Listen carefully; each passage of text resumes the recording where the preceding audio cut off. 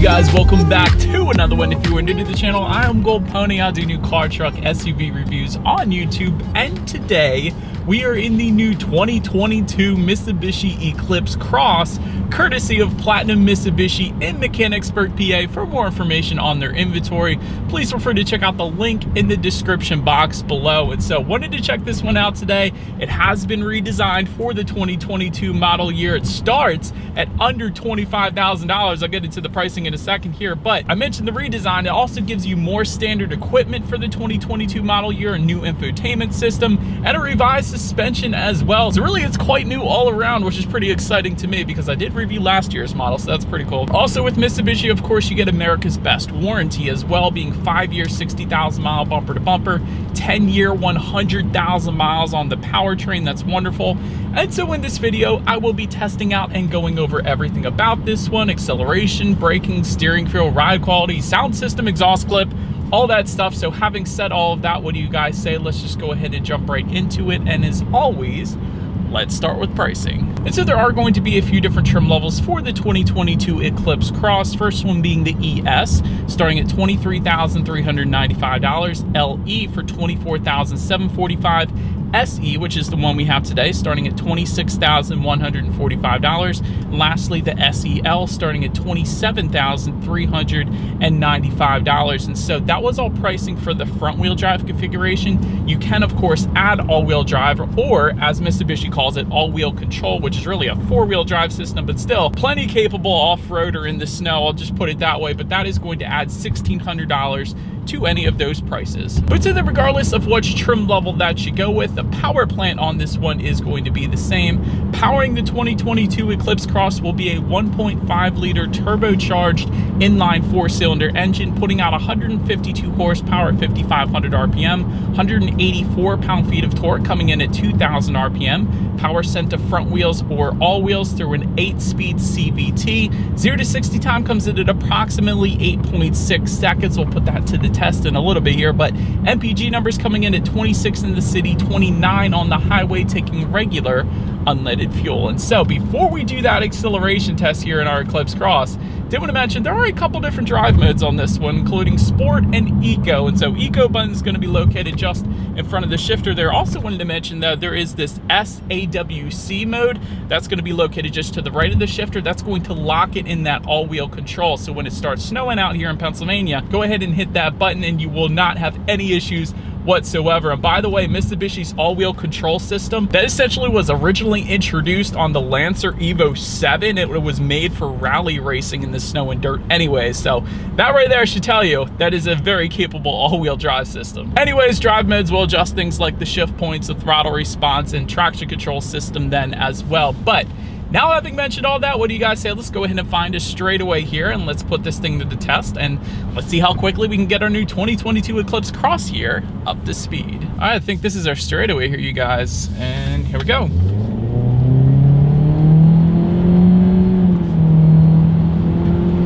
Yeah, that's fine. It'll do the trick. Certainly not going to have any issues with merging onto the highway. Not the quickest thing in the world, but it's pretty much as expected for this SUV, so it's perfectly fine. I don't have any issues there. But to go along with that acceleration, as always, braking is equally important. And so up front, you will find 11.6-inch ventilated front discs. In the back, 11.9-inch solid rear discs. As far as that 60 to 0 stopping distance goes, comes in at 125 feet, which is pretty respectable. A lot of SUVs even come into the 130s, so 125 feet is perfectly fine. Braking feel, by the way, is perfectly fine as well. There's no brake pedal delay. It's not a soft or squishy braking feel either, so it feels fine to me. Then touching on suspension and handling, up front you're going to get a McPherson strut front suspension. In the back, independent multi-link rear suspension, front and rear stabilizer bars. And again, as I mentioned at the beginning of the video, this is a revised suspension for the 2022 Eclipse Cross. And so having said that, when it comes to ride quality, it is perfectly fine. I will say it doesn't feel quite as smooth as the Outlander I recently tested, and I loved that SUV, but still, it is certainly not a rough ride. It feels perfectly fine here in the Eclipse Cross without a doubt. And that is one of the things Mitsubishi worked on for the 2022 model year. That was what they were going for with the revised suspension, as I was mentioning. But as far as steering feel goes, it is a little bit on the looser side, but that is pretty much expected for this SUV. However, having said that, Wouldn't mind it if the steering feel was a bit heavier, at least for my taste, but that's just my personal preference. As far as cabin noise goes, it's perfectly fine. The only cabin noise I'm really getting is a little bit of the climate control, but as far as wind noise coming into the cabin, that is very much so at bay, so no issues there. You guys could probably tell I am driving right now. There isn't a whole lot of exterior wind noise coming into the cabin, so that is definitely a good thing. And touching on visibility, it is a smaller SUV, so you really shouldn't have any issues with visibility. And perhaps my favorite part about the 2022 Eclipse Cross, comparatively speaking to the last generation, is there's no center bar in the middle of that visibility when you're looking out that rear view mirror anymore. That is one thing that really bothered me when I reviewed the last Eclipse Cross, because it hindered visibility so much. Kind of messed with my mind a little bit there. And I told myself, I remember in that review, I was like, maybe I would get used to it. I don't know. But with this one, you don't have to. It's perfect visibility in the Eclipse Cross here now. Also wanted to mention rain sensing windshield wipers coming with the LE trim level and up. Essentially what that is whenever the Eclipse Cross detects any kind of mist or rainfall, it's going to automatically turn on those windshield wipers for you. Just one less thing you got to worry about. So that is always a good thing as well. But that about rounds out the performance segment of this review, you guys. Let's now go ahead and take a look at the exterior of our redesigned 2022 Mitsubishi Eclipse Cross. All right, so here she is, you guys, the new 2022 Mitsubishi Eclipse Cross, finished in white diamond paint. This is a $595 paint option if you wanted to go that route. But let's go ahead and take a look up front. Again, completely revised styling for the 2022 model year. Definitely looks more aggressive in my opinion. Halogen headlights are going to come with the ES and LE trim levels. LED headlights coming with the SE and SEL. Therefore, that is what you guys are looking at right now. LED daytime running lights coming standard on all trim levels as well. When it comes to the headlights, again, automatic feature actually comes standard on all trim levels, meaning when it starts to get dark out at night, those headlights are going to turn on automatically for you there. So just one last thing you got to worry about. LED fog lights coming with the LE trim level and up. Automatic high beams, once again, with the LE trim level and up. And you're going to get some silver accenting on that front bumper if you were to go with the SE or SEL trim levels. And again, that's what you guys are looking at right now. Overall, although it's kind of minor for the Eclipse Cross, I do like the revised styling up front on this one. But anyways, now go ahead and make our way to the side of this one. All right, so now making our way to the side. First thing I wanted to mention to you guys, roof rails are going to be optional on all trim levels. That is how you're going to go ahead and get them. We do have some black roof rails up top. You guys can probably see that. Chrome window surrounds coming standard on every single trim level. Rear privacy glass also standard on every single trim level. Love that. When it comes to the side mirrors, they are body colored power adjustable side mirrors that come standard. Also heated comes standard as well. Every single trim level is going to get heated side mirrors. It's pretty cool, with integrated turn signals as well. So sometimes you do need upper trim levels for other manufacturers to get those LED turn signals and the heated side mirrors, but you do not with the Eclipse Cross. I think that's pretty cool. Matte black side skirts are going to come standard on this one. You guys can see that continues around the wheel arches then as well. And speaking of, when it comes to the wheel setup, it is going to differ amongst the trim levels. 16-inch two-toned alloys coming with the ES, 18-inch black painted alloys for the LE, and 18-inch two-toned alloys for the SE and SEL. And again, that's what you guys are looking at right now. I like the wheel design. It does look good on this one. But now, let's go ahead and make our way to the back of the Eclipse Cross. All right, and so starting up top, body-colored shark fin antenna will come standard. Just below that, rear spoiler with an integrated brake light. Wanted to emphasize this. The rear spoiler is going to differ amongst the trim levels. For example, you are going to get a much more aggressive, much more sinister looking rear spoiler. I really like it actually on this SE trim level that we have today. I love the look of that. It looks really good. The other ones are going to be more tamed in the back when it comes to that rear spoiler. So I did want to mention that. But just below that, rear window wiper also coming standard. LED taillights coming standard as well across the board. Well done, Mitsubishi, for that. Do you have some Eclipse Cross lettering spelled out horizontally, of course. Some trim level badging in the bottom right hand corner of that rear liftgate, in case anybody was walking on the lot and wanted to see what trim level you were actually looking at. And then just below it all, you do have a single exhaust outlet tucked away underneath the passenger side in the back there. So having said that, I do believe you guys know what we have to do next. As always, here is that exhaust clip.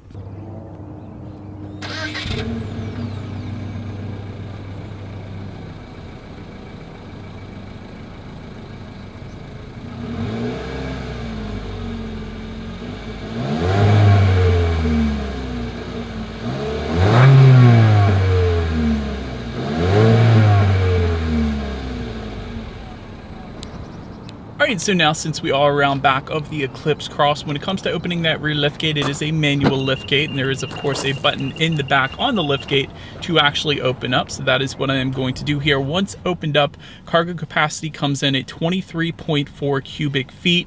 However, those rear seats do fold down. There is a 60-40 split, bumping that up to 50.1 cubic feet.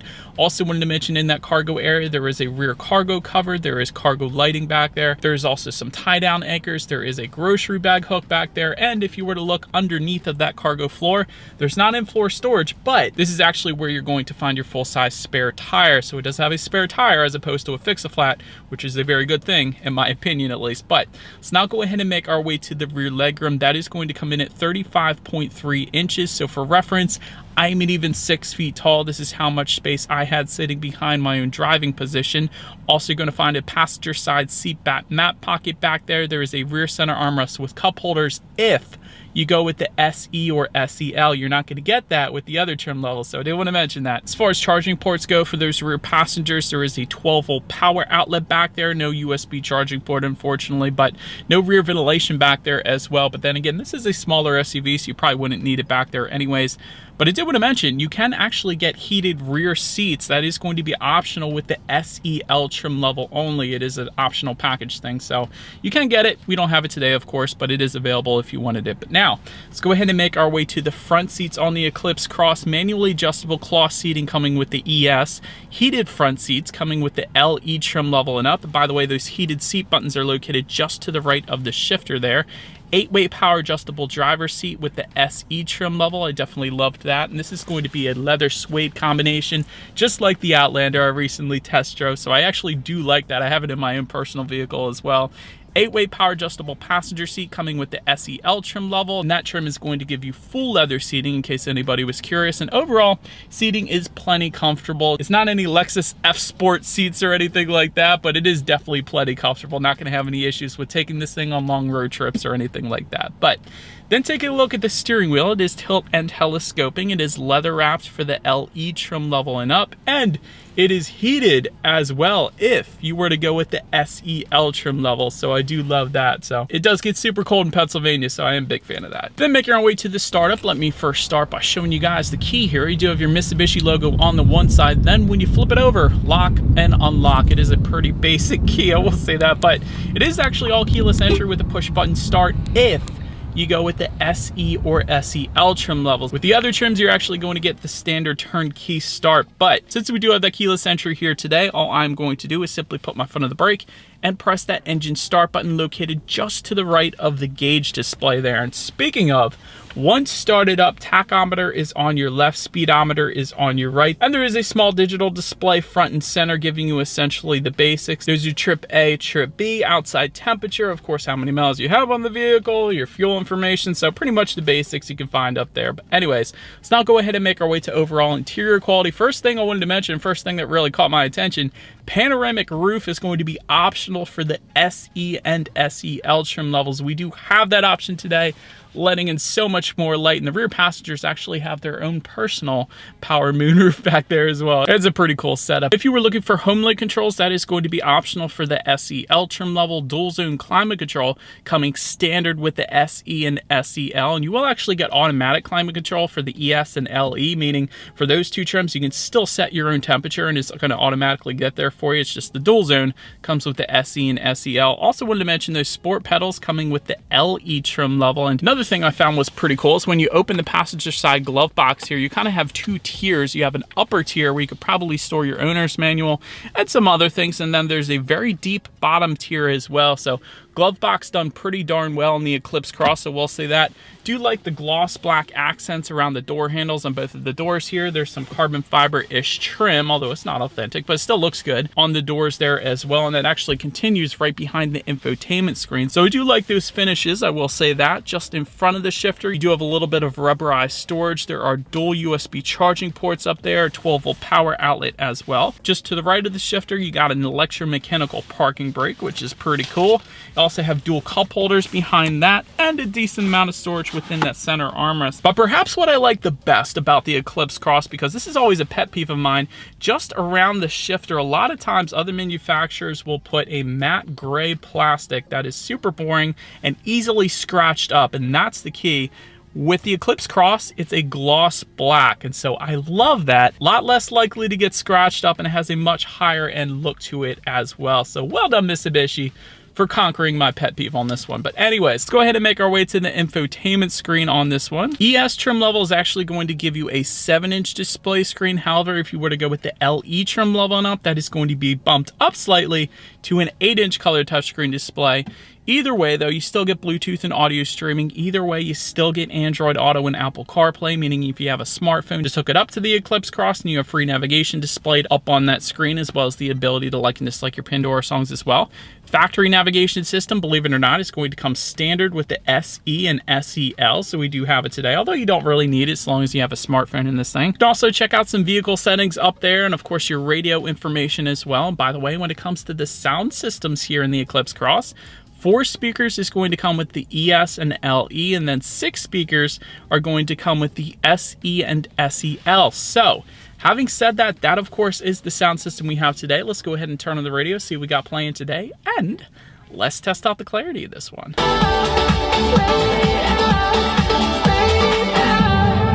It's pretty much as expected. It's what you would expect a 6-speaker sound system to sound like. Definitely didn't blow me out of the water or anything, but it's 6 speakers. It gets the job done. Decent amount of bass for 6 speakers, but it does a trick. But last thing I wanted to mention to you guys on that infotainment screen is when you do put the Eclipse Cross in reverse, you will find a rear view camera taking up the whole screen. Hallelujah. You don't always find that, so that is pretty cool. But anyways, that is going to let you know who or what is behind you, which is always is going to lead us into safety. And so first thing I wanted to mention to you guys is IIHS top safety pick. If you were to go with the SE or SEL trims, that is because of the headlights, of course, being brighter. But anyways, front side curtain airbags do come standard, driver's knee airbag as well. In the back, you're going to have latch, aka lower anchors and tethers for children for the rear car seats, rear child door locks, tire pressure monitoring system. That's all pretty boring at this point. But also coming standard on the Eclipse Cross will be a forward collision mitigation with pedestrian detection and a lane departure warning system as well. Then if you were to jump up to the LE trim level, that is going to add to that automatic